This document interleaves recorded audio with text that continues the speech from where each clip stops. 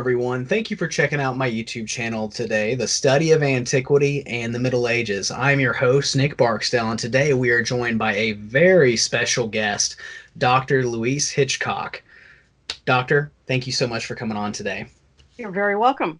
If you don't mind, tell us a little bit about yourself.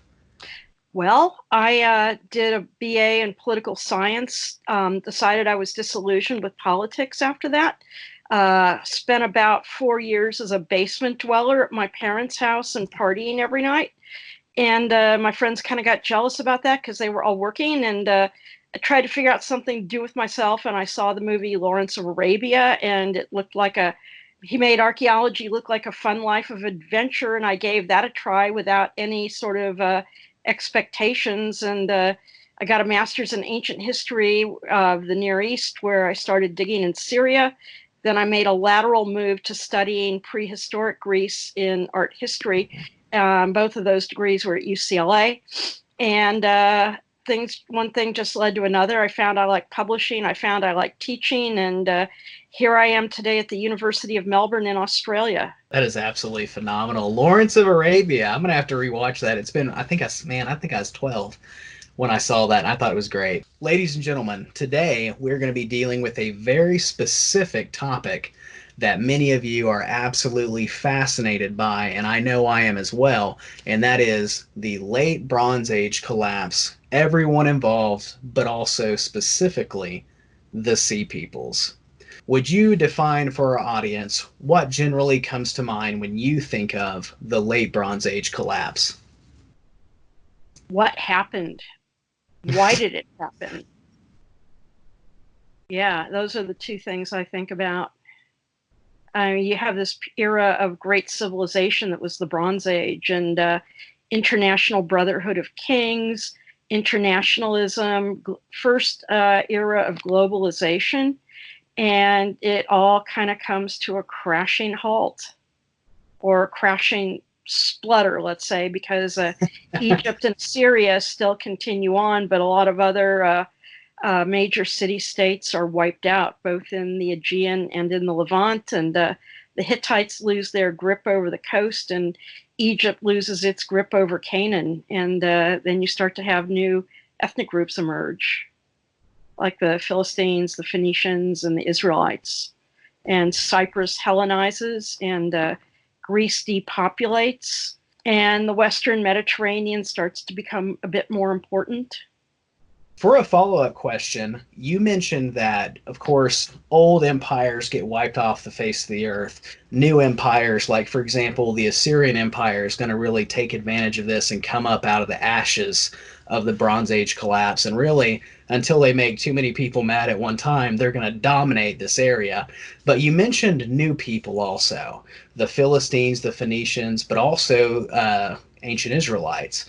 I'd actually read about this the other day, and I'd never really thought of it that way, and I hadn't really, I guess, put two and two together. Do they actually think that the ancient Israelites are leftovers from the Sea Peoples, or are they native to the Levant? Actually, the Sea Peoples that live in the Levant, you have to realize they're like different tribal names, but an emphasis has been placed on the Philistines because they are mentioned prominently in the Old Testament. But it's thought that both the Philistines, or we should say both, not the Philistines, the Phoenicians, and the Israelites emerge out of the Canaanite culture of the Bronze Age. And the Israelites are kind of the country bumpkins, herding sheep in the hill country. And the Philistines are kind of the urbane sophisticates, because they are not just Canaanites, but it's about tribes of sea people settling there and commingling with the Canaanites and creating this new Philistine culture. And they bring in art, cuisine, spices, new metallurgical technology in the form of ironworking. So they really are the globalized sophisticates. You could almost, in today's terms, relate it to sort of the agricultural populists, or the non-urban populists, and the urban globalized sophisticates. I feel like so many people, and I was the same way, it's like you only, when I was younger, I'd only really read about them inside of like the Old Testament. And so when I got older and actually started looking at archaeology and studying other books outside of the Bible and stuff like that, I noticed that the Philistines become a much more interesting group, like the Hittites. You find out they're very complex. They're not just these like, as you would have some people make them out to be like these barbarians. Like we use the term Philistine as almost like an insult, but in reality, these guys were probably not one to mess with. And I'm kind of trying to correct that misconception one person at a time. But I mean, the thing is, when you look at the Old Testament, it's the purpose of the Old Testament is not to give a true history of the Philistines, who the Israelites had both good and bad relations with. But the purpose of the Old Testament in one large component is to create an Israelite identity. And so they do that by constructing their neighbors, the Philistines, as other and kind of the opposite, kind of a counterculture, the opposite of everything they are. And of course, the Philistines are taken to task for being pagan, but back then everybody was pagan. And Yeah. even the earliest Israelites were worshiping multiple deities before they wrote down the biblical laws and things. So the Bible is really more about creating an Israelite identity than giving a true record of history. Yeah, I completely agree. That's been my thought on that for a very long time. I will say I had a guest on recently, and we've already talked about him as well, and that was Dr. Waldhausen. He had actually brought something to my attention that I honestly, I felt pretty ignorant for not realizing it because I was like, I've literally read this story over and over as a kid. I was like, how did I miss this? Is it true that the Philistines imposed kind of like a iron control or like iron weapons control in the Levant? I don't know because, in fact, we haven't found any of these iron weapons in the Levant. We have found them in warrior graves in Greece, but they might have been exported. They might have stopped engaging in warrior activity and turned to more productive things because they did settle. It's thought that before that, when they were part of this confederation of sea peoples, that they were sailing around the Mediterranean and pillaging and plundering. I do know that there is a prohibition on ironworking for the Israelites, especially on using iron tools to create worked masonry because iron is associated with the Philistines. However, my specialty is actually architecture, and iron tools were not needed to create ashlar masonry. You could have done it simply with stone tools. I think now that we've talked about what exactly was the late Bronze Age collapse, let's talk about the Sea Peoples themselves. What can you tell us about the Sea Peoples? And I know that is a broad question, but more of the specifics. Do we know anything about who they were? Where did they come from? And where did they go? Yes and no. First of all, the term Sea Peoples, it was coined by Gaston Maspero in the 19th century, 1881 or 1889, something like that, to refer to this group of different tribal names that we have listed in the Egyptian texts. And a few of them are also mentioned in earlier Hittite texts. So saying Sea People is like saying European. What Right. does it mean if you're European? It can mean one thing if you're in Italy and another thing if you're in Scandinavia. And so we have these different names like Peliset, Weshesh, Danaans, Luca. Luca, we know, were the Lycians, and the Achaeans, possibly, and the Chardin or the Shardanu, the Jeker, and the Chardin, or actually the Shekelesh or Yeah. Jeker, are mentioned in the Egyptian tale of Wenamun in association with Tel Dor. So you have these different tribal names, and what we've argued is that the names don't necessarily indicate the origin of the people, and that they were pirates. And as they pillage throughout the Mediterranean, we argue that they take on followers and then create a shipborne culture. And to create this model, we looked at different periods of historical piracy and tried to look at things that held true throughout different time periods. And something we know from studying the North Atlantic pirates is that you had two original pirate ships, and as they captured more prizes and desolated more towns and took on followers, their numbers expanded and their numbers of ships expanded to where they were 3,500. So that's from just two original ships. And so you would have had them fissioning off and going into different, let's say, different ecological niches, just like hunter-gatherers. When their tribe gets too big, they go out into a different ecological niche. You would have this with the pirates expanding into different ones. And we argue that these tribal names were sort of a name, but not really reflecting ethnicity, much like the 10 tribes of Athens that people would register in. And it was really an administrative designation.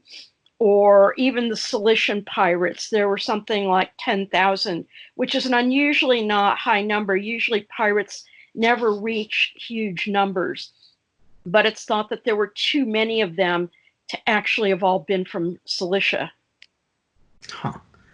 Yeah, that's true. On average, would the pirate size probably consist from dozens to hundreds on most scales? Usually around a couple thousand. Oh, wow. Did they know how frequent pirate attacks were pretty common along the coasts? Well, you have mentions of somebody from Ugarit talks about, I think it's in the 15th century, about being captured by the Shurden, and he escapes. And so he's taken to the king of Ugarit to describe what he's seen. And of course, we don't know any of that, but we do know that there were sort of hit and run raiding activities. But it seems to intensify at the end of the 13th century. And this could be a result of the various Mycenaean centers being sacked and plundered, and maybe some of the Mycenaean peasantry become part of the join the sea people. The reason why there's an incentive to become a pirate as opposed to working for a state actor is we know this with the Royal Navy, ships would have the minimum crew to do the job, and they would be fed and given the minimum rations to do the job. Whereas with piracy, you could have more people than needed on a ship, and everybody shared everything. So it was a slightly easier life. And that would have been the incentive to join. But as the Mycenaean cities were sacked, it seems like the sea lanes collapsed and there was more destruction. And basically the coastline of Crete is desolated, and people move to what we call defensible sites in the hills where they're safer. And this repeats kind of what we know from the Barbary pirates, where the coastlines of Africa are desolated. I feel like one reason why the Assyrian Empire, aside from being really good at what they did, one of the reasons why they were able to excel as a civilization and eventually an empire is because they were far enough inland to where really, as far as we know, they pretty much remained untouched by the sea peoples, correct?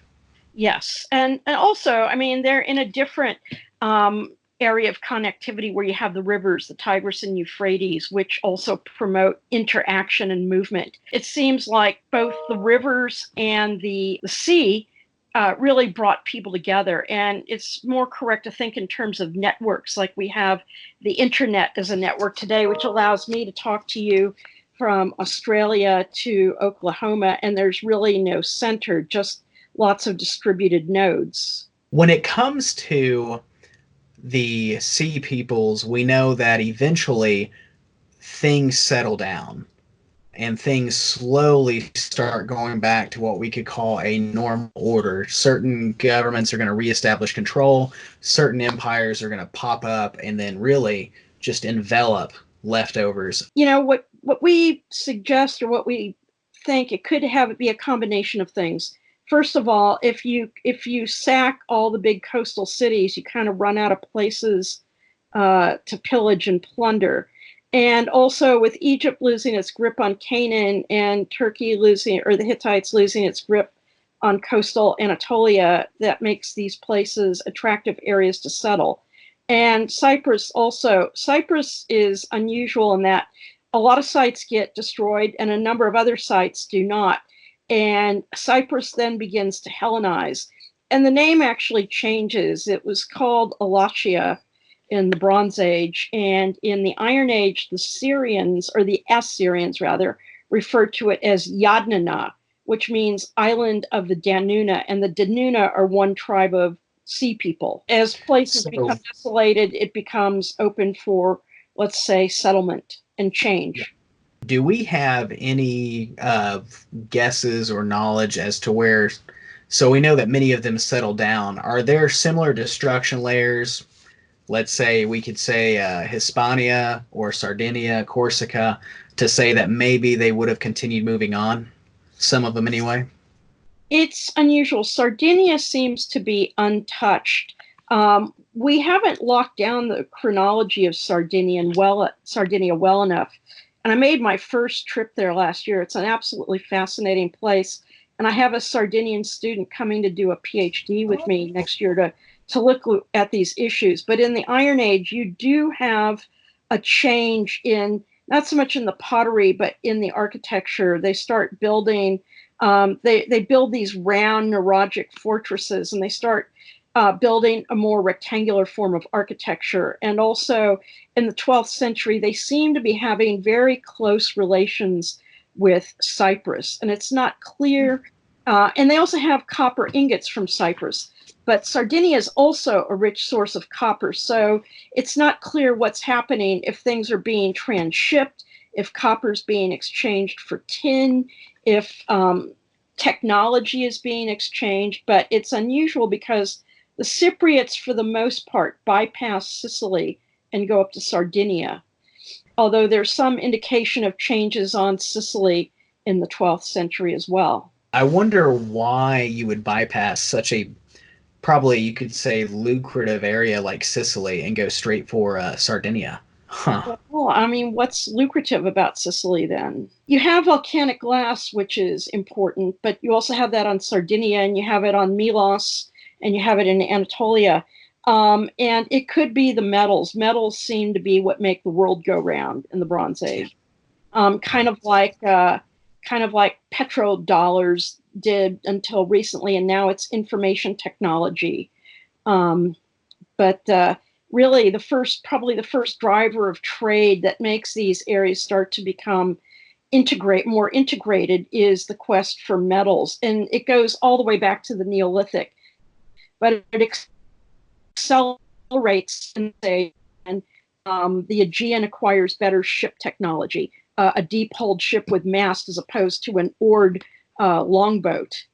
And then you start getting other sorts of exotic raw materials being acquired, because the Aegean is really poor in that. And they're getting like gold and ivory from Egypt, probably ebony as well. And they're getting metal, and they're making things, and then they're exporting it. Just as the Sumerians were also fairly poor in raw materials, but they were very good at crafting things that others wanted. When it comes to the late Bronze Age collapse and the Sea Peoples, obviously there is not, when it comes to academics, there is a little bit of a division there on different thoughts and theories. What is your opinion when it comes to the other side, per se? Well, if you're talking about people who don't want to see any kind of diffusion at all and just indigenous development, that's unrealistic. And it reflects a lot of the older generation of classical scholars. And it also is connected to something that I spoke about a couple weeks ago in New Zealand with regard to teaching African American students about the Black Athena debate. And there's this idea that classics tends to have in the past viewed itself as the ethnically pure fount of European civilization with no outside influences. Right. And it's, I mean, we know this can't be true because these raw exotic materials aren't just dropping out of the sky. And when you see people with foreign names mentioned in the Linear B text of the Mycenaeans, they had to have gotten there by boat. And when you get, again, things like metals traveling around and spices, I think spices were also a secondary form of currency because they had a long, let's say, shelf life. They didn't take up much space on a boat, and they could be transmitted in small quantities. And a site I worked on in Syria when I was first starting out, that one of their big claims to fame is that they had found a clove there. And you think a clove, big deal, but cloves only came from Indonesia. And that doesn't mean they were trading directly with Indonesia, but you have what's known as down the line trade, where it goes from one place to another. And so trade networks were probably pretty extensive. And also when you have amber that comes from Europe, we know that. And we now know that Mycenaean pottery was being made in Italy before the end of the 13th century BC, before the collapse of the Bronze Age. And it also looks like Italian pottery was being made in Greece. And a new type of Italian weapon comes into Greece, known as the now to cut and thrust sword. Yeah. And that quickly spreads. And it's thought that this sword was kind of an agent of change, contributing to the end of the Bronze Age. And that iron technology was developed to sort of counter this. I always like to refer to it in my lectures as the atom bomb of the Bronze Age. I don't think you would be wrong at all. There is a pretty good group of people that believe that it was indigenous development. Yeah. I'm and pretty sure. This has a lot to do with the way archaeology has been studied for the last 100 years or so. When Arthur Evans discovered the Minoans in 1900, cultural diffusion was the fashion or norm, let's say, and he tried to trace every element of Mycenaean and Minoan civilization back to an earlier form. And then the phenomenon of new or processual archaeology that comes about in the 1960s, which really had a bigger effect on New World archaeology than Old World archaeology, tried to bring it back to this idea of let's look at culture as indigenous development. So the pendulum went from one extreme to the other. And now it's like we're looking at it in a more balanced way, looking at certain things as indigenous and other things as through cultural contact. And we've now found Minoan frescoes in Israel, in Syria, in Egypt. And so it's no question people traveled. Oh, yeah. And I feel like you said about the cloves from Indonesia, I feel like the more that I study history and the more that I come across, like if I really start focusing on economic history or trade in the ancient world, I feel like history starts to become a lot more complicated.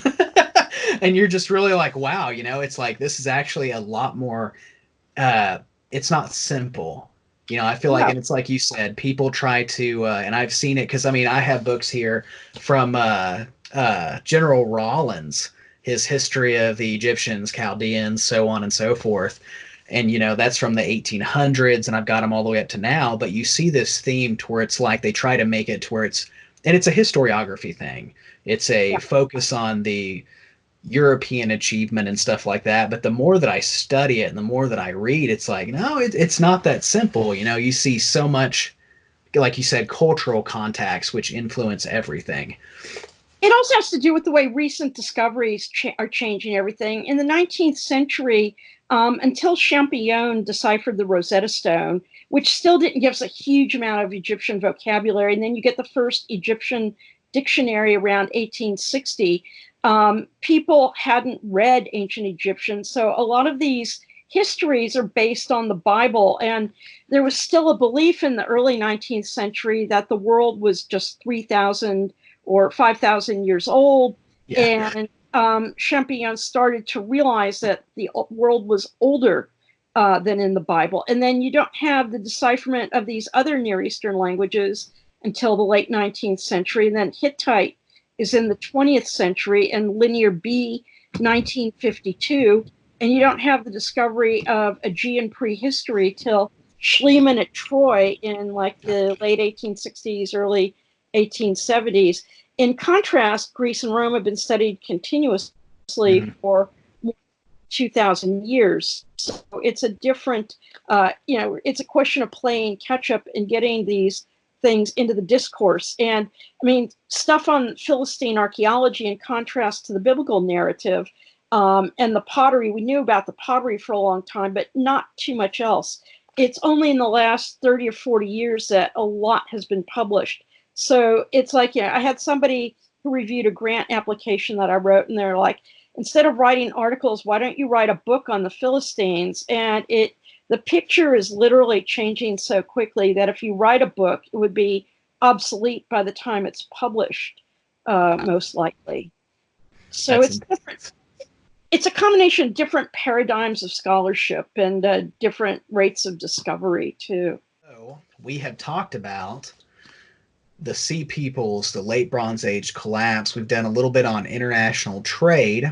If you don't mind, let's talk about ancient Israel for a moment, because we can direct that towards there. Okay. I'm kind of curious about a few things there. When it comes to the subject of ancient Israel, if you go to a YouTube video on the subject, and if you go down to the comment section, you're going to see some pretty interesting to some pretty crazy comments. And one that I've encountered a lot. On Twitter too. Oh yeah, I can imagine, 100%. And the one thing that I've noticed, a common trend, and you'll see that the people will say ancient Israel didn't exist. It's a myth. We have no proof for it, blah, blah, blah, blah, blah. What do you have to say on that subject?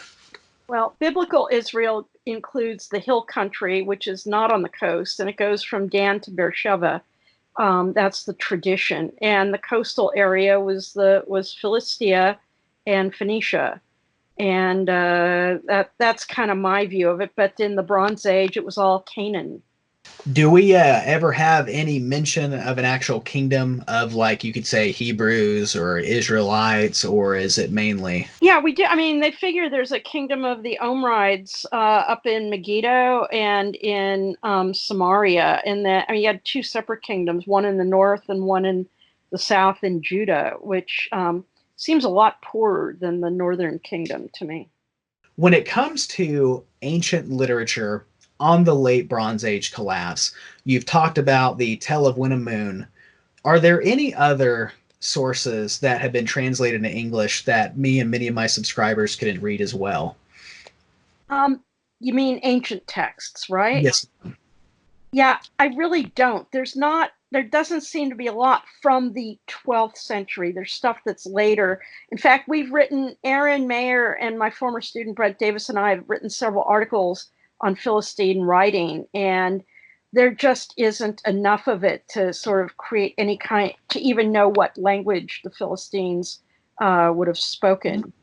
And, you have the Hittite texts that lead up to the end of the Bronze Age. I actually think some of those are the best, the Ahiawa texts, which talk about skirmishes between the Hittites and Ahiawa, and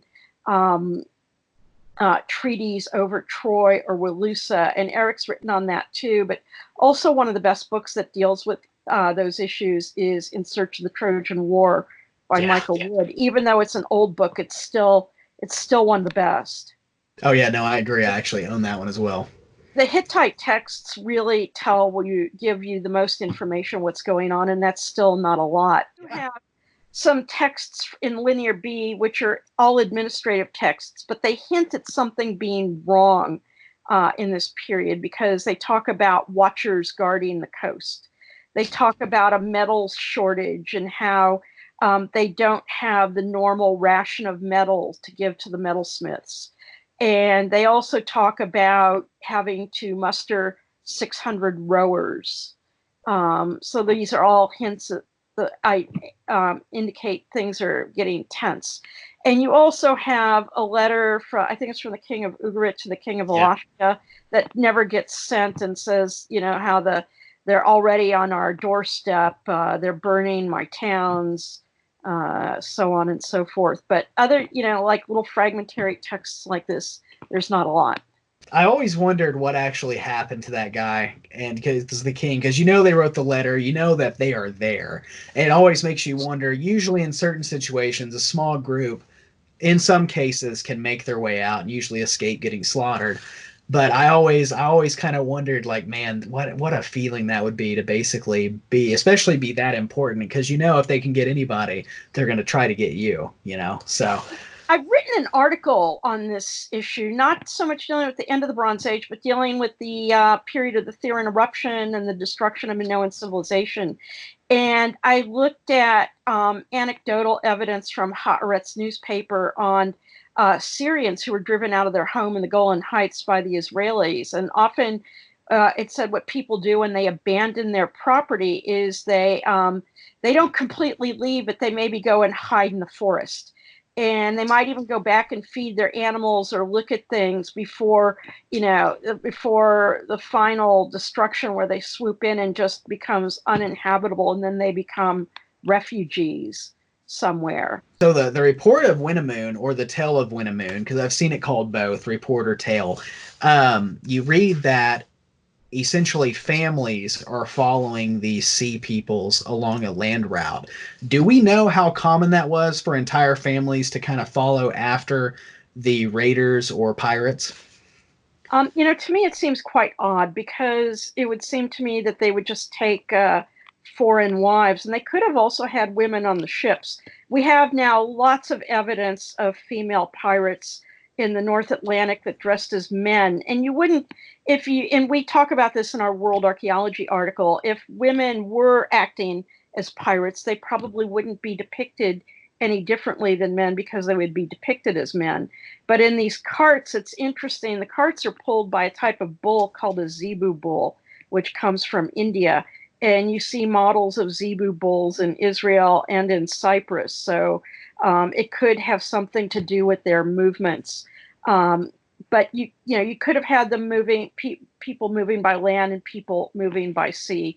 And I read an article, it's on modern Greek history, by this guy named Thomas Gallant, and he's talking about like 18th, 19th century modern history, but he talks about what he calls a military continuum, where you have people that are fighters, and they might act as bandits, they might act as mercenaries, and they might act as pirates, depending on circumstance.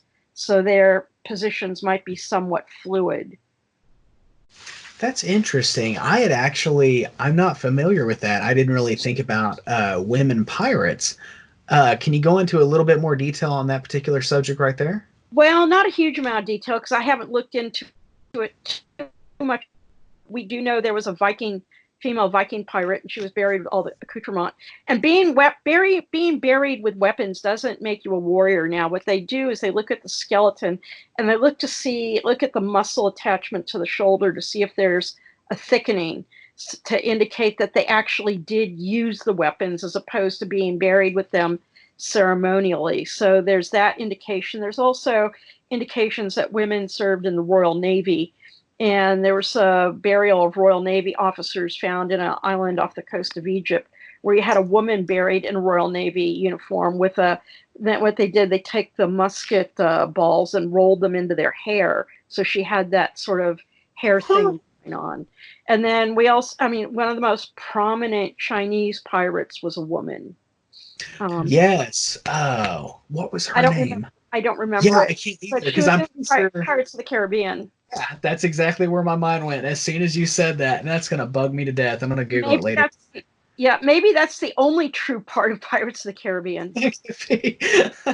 When it comes to the late Bronze Age collapse, we've talked about ancient Greece, the little bit of records they had there, the destruction layers that we can see through archaeology. We've talked about the Hittites, the Levant, and the Canaanites.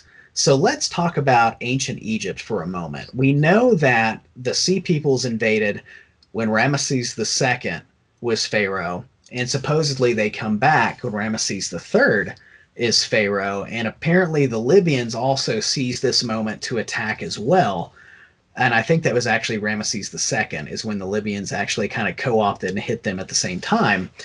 There is some theories that a lot of that may have been fabricated as Egyptian propaganda. What is your thoughts on that? Well, I'm not an Egyptologist, but that wouldn't surprise me. We do know that the Battle of Kadesh between the Egyptians and the Hittites was a draw, but you wouldn't know it if you read just text from one side. And the thing is, the Libyans have kind of been a perennial thorn in the side of Egypt throughout Egyptian times. I mean, even with going back to Narmer, where it's basically pre-literate, you see pictures of the Northerners, and it's assumed that they're Libyans. So that part, I mean, it wouldn't surprise me.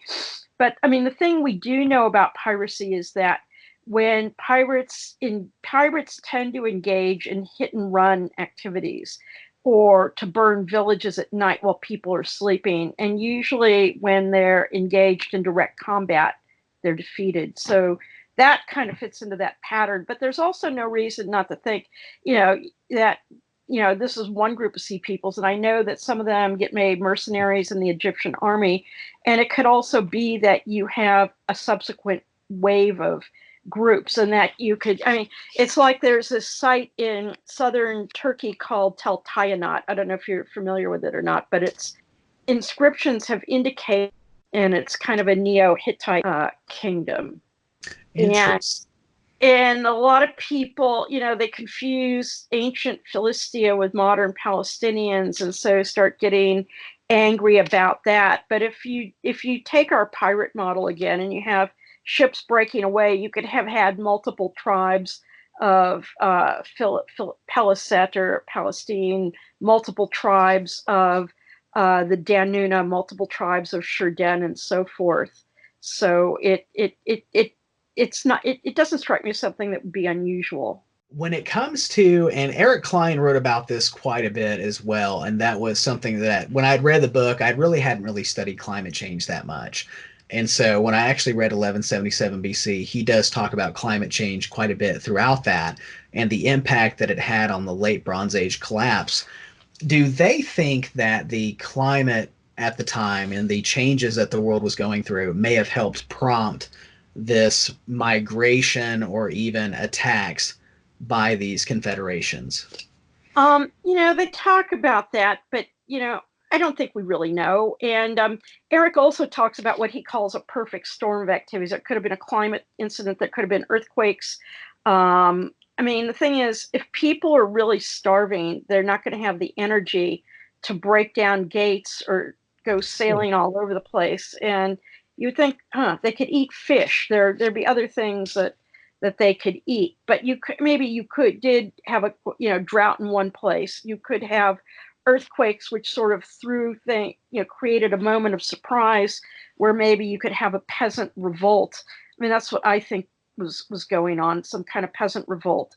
It could be a multitude of things. And also plague is something that's speculated about. And there's a switch in mainland Greece at this time, and also a little bit on the islands, from inhumation to cremation. And cremation might be a result of people that had plague and were germy and everything. But again, that's just speculation. And so Eric talks about this perfect storm of activities. And I talked about this a little bit too in my professorial lecture, which was on populism and globalization in the past and present.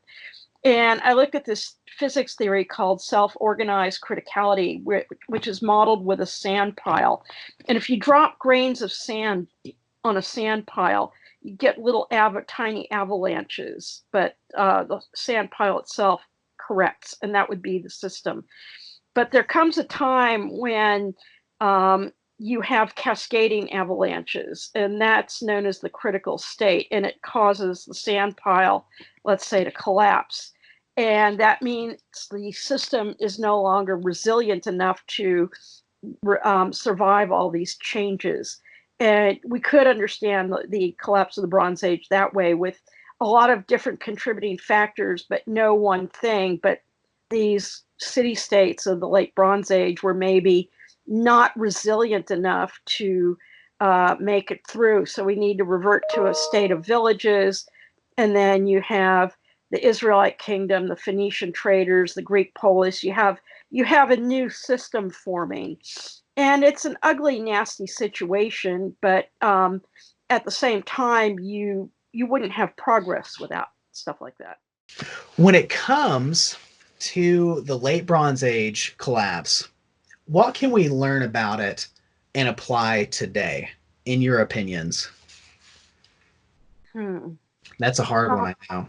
Yeah, actually, I know. I think we need to attend to major shifts, not just environmental shifts, but also population shifts, and especially technology shifts. I mean, Andrew Yang was right when he said that this is going to be the biggest technology change in like 60 or more years. And the first big populist movement in the US happened in the 19th century, and it was in response to the railroads, which were a network moving things across the country.